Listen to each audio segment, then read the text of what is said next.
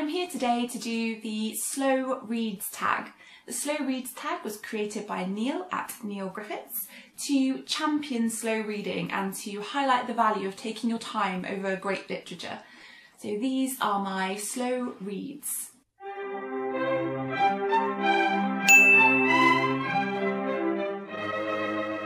First, a bit of an admission. I think that this tag was probably created with people like me in mind.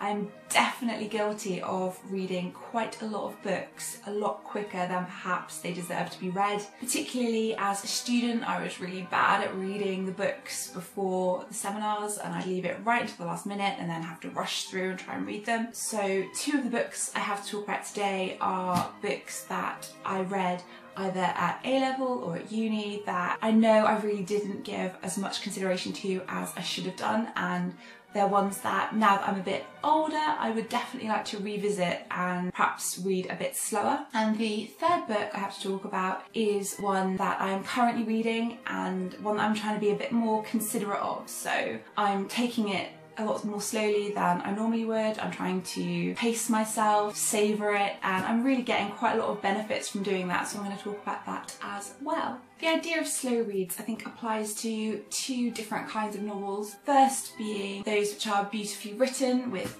carefully considered language, imagery, sentence structure. Things where the writing itself requires you to take it in a bit more slowly and not rush over it. The other kind is where the plot is such that to read it slowly is to more fully appreciate how the characters are experiencing time passing within the world of the novel. And it's this second type of novel that I'm going to be talking about mainly today. To begin with my current read, this is War and Peace by Leo Tolstoy in an awful cover. But these are really cheap editions and I love them. I have several of these. I've been reading this for around 4 months now and I'm still only around 350-ish pages in. I've been reading this maybe a couple of pages a day or a couple of pages every few days even. And I've actually got a lot of benefit, I feel, from reading it that slowly and from taking my time over it. It's made a much more enjoyable reading experience to spread out the narrative in my own personal reading time, because the novel itself is spread out over such a long time. So if you were to condense the events of the novel in your own reading experience, you're not getting the full appreciation for what the characters are going through. And I think this is particularly evident when Nikolai Rostov goes off to fight in the Napoleonic Wars, because obviously that's when this book is set. He's away for a very long time, his family is quite worried about him, but he then eventually writes a letter from the front, and when it comes, the news spreads throughout the whole household and everyone comes gathering round to read what he's written, then scurries off to go and write their own individual responses. I feel like that had a lot more impact for me as a reader, having experienced the length of time between his departure and the arrival of his first letter. If I'd condensed the reading experience and had the events in my mind happen quite quickly, I don't think I would have felt quite as much emotional connection to what the characters are experiencing in that moment, so that was really good. So at first I was less than impressed with Tolstoy's characterisation. I thought that he was just presenting stock characteristics and then reinforcing them repeatedly. So you just have Anna Mikhailovna is one of the characters, and she was the meddling woman, and then Pierre, another one, he was just fat and awkward, and then that would just be constantly reinforced. And I thought at the beginning, right at the beginning of the first few chapters, I found that a bit tedious. I was thinking, oh, this isn't going to be very good, I'm not going to enjoy this.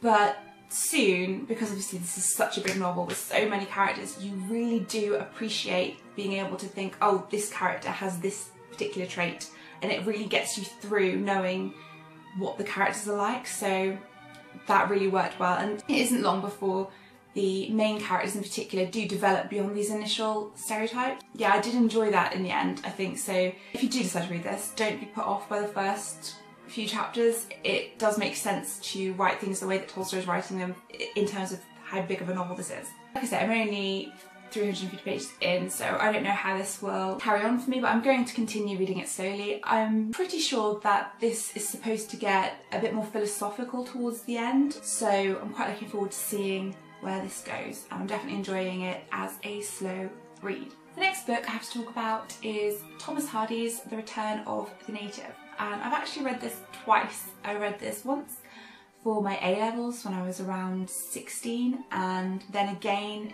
in my first year of uni, and both times I left it to the last minute and so read it really quickly. Now, I think I've been a bit unkind to Hardy in my life. I think reading Far From the Madding Crowd, I read that when I was 15 for school, and then reading this at sort of 16. I was too young to really be interested in slow plots, countryside traditions, lots of description, and that's kind of what Hardy does. So in my memory, I've not enjoyed reading Thomas Hardy, but I think now I'm a bit older, maybe I would enjoy him more. So I'm really looking forward to revisiting both this and Far From the Madding Crowd and taking my time reading them a bit more. And I think they are meant to be slower reads. I know that both of these were published initially as serials, and I think Far From the Madding Crowd was published so that, or was intended so that the reader would be experiencing the calendar months alongside the characters. This one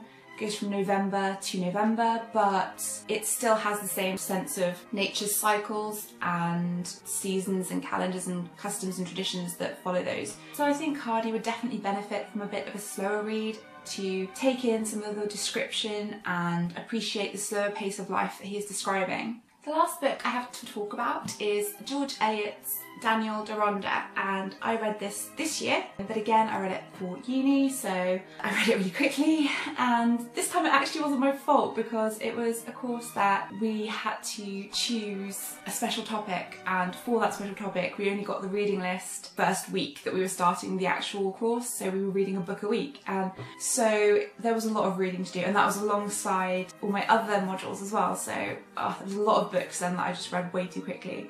And one of the reasons why I think in particular that George Eliot really should be read a bit slower is because she herself was really quite concerned with the pace of reading and how to represent large periods of time without boring your audience. So in this book you have two storylines. You have what is called the Jewish storyline with Daniel and Mira, and you have the sort of English society storyline which focuses on Gwendolyn Harlan. A lot of the criticism of this book is that the Jewish storyline doesn't really add anything, that it doesn't really serve a purpose, that it's only there to be philo-Semitic and nothing else. But I would disagree with that because I think that having the two plots is a really good way of showing how time passes and the effects of that passage of time. So the character of Gwendolyn is very vain, very self-obsessed, and through those characteristics she becomes a little unstuck and ends up in a very destructive, very emotionally manipulative relationship with a man who is out to break her like a horse, I think he says at one point. But her relationship with Daniel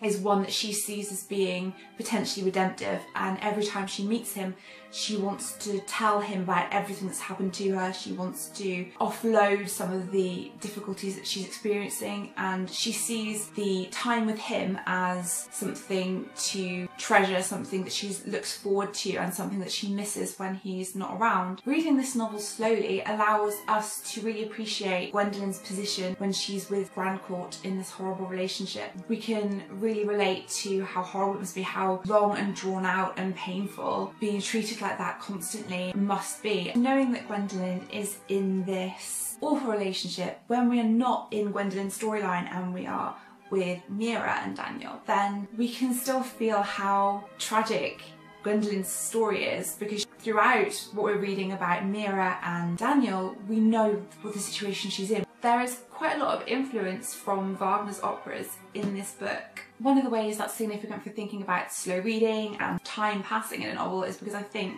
that you can really read the narrative structure of this alongside Wagner's Flying Dutchman, which, if you know the legend, if you've seen Pirates of the Caribbean, it's the man who is condemned to forever sail the oceans and then only every 7 years he gets to go to land. And I think if you read this book kind of alongside that structure, you can see several characters as being relatable to this Dutchman character. One of the interesting ways to read this is to see Gwendolen as the Dutchman and to see Daniel as the land. So these periods of time when she is not with Daniel, she is out on the ocean of English society, kind of struggling and not really succeeding in the way that she would want. The times when she's with him, he is her anchor in this, yet she's constantly condemned to be cast out again, and that is very much the pattern of this novel. Daniel and Gwendolen coming together, then separating, coming together again, separating, coming together again. Of course, there are many other ways you can read that particular opera or that particular legend in relation to this book, but that is the one that I find most appealing, I think. And in terms of slow reading and time passing in the novel, I think if you're reading Gwendolen as waiting constantly for her next meeting with Daniel, then you can kind of see why this really does deserve to be read a little slower than I read it, and it's something that I will be looking to do again. This is the only George Eliot novel that I have read, so I'm really interested to pick up some others. I own Middlemarch and Silas Marner. I don't know when I'll get around to them though. I'll probably pick up Silas Marner first. So that's it. I don't really have anyone to tag because I'm filming this before I'm really on BookTube at all, so I will just say that if anyone wants to do this tag, then please do, and if you want to leave a link in my comments to your video, then I will definitely go and look at it because I'm really interested to see what people would recommend for their slow reads. Thank you for watching, and I will see you next time. Bye!